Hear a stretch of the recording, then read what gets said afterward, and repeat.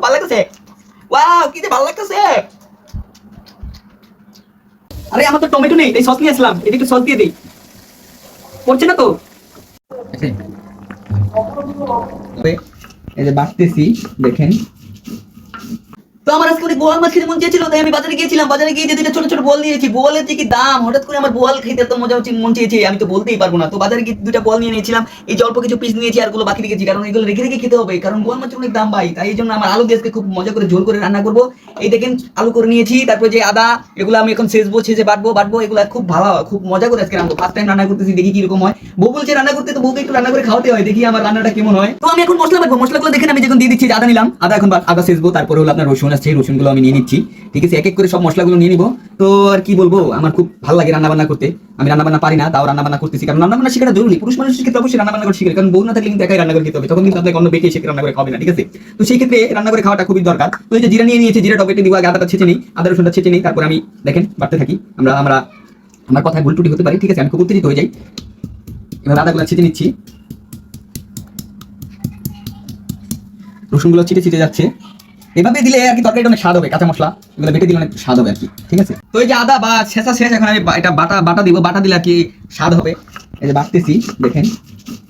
সম্পূর্ণ ভিডিওটা দেখতেই থাকবেন।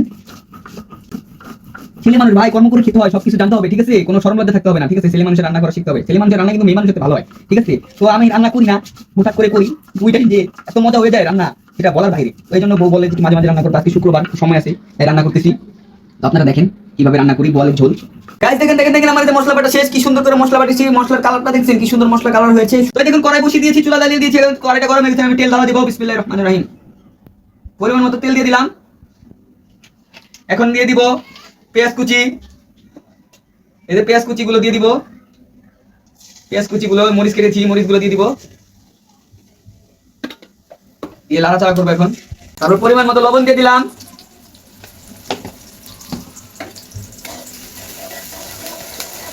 তো এই যে মশলাটা বেটেছিলাম, মশলাটা দিয়ে দিব সুন্দর করে, যাতে খাবারের স্বাদটা অন্যরকম হয় রান্না।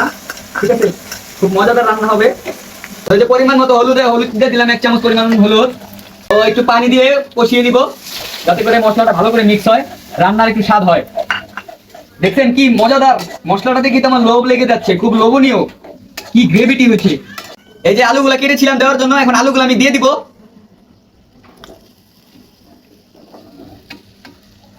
আলুগুলা দিয়ে একটু লাড়া দিয়ে দিই, যাতে করে মশলাটা মিক্স হয় এটার সাথে, দম পায়। তো দেখা, তো এই যে দেখেন এখন ঝোলটা দেখি, আলুটা কি সিদ্ধ হয়েছে কিনা। দেখেন কি সুন্দর কালার চলে এসেছে। ও কি সুন্দর গান, মানে গানে তো আমার পেটটা ভরে যেতেছে। আজকে যে কয় প্লেট ভাত খাবো এই তরকারিটা দিয়ে।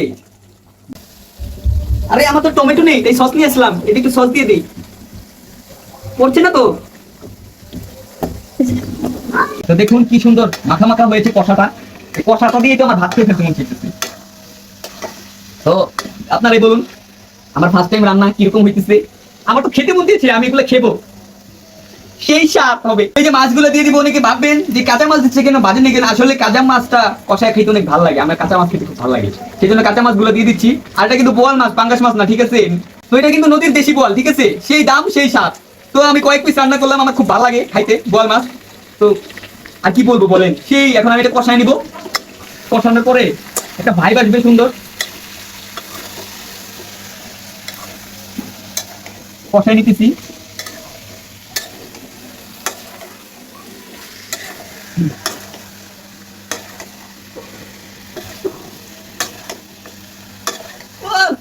কি গ্রেভিটি আসছে, সেই স্বাদ।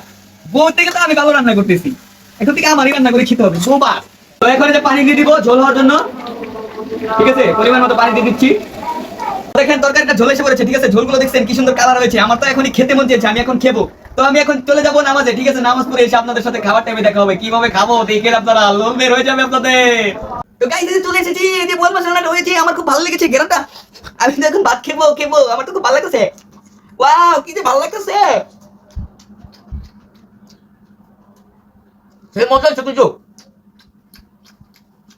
ও হাত রান্না আমার তো খালি খেতেই মন চাইতেছে, পেট ভরে আমি খালি খেবোই।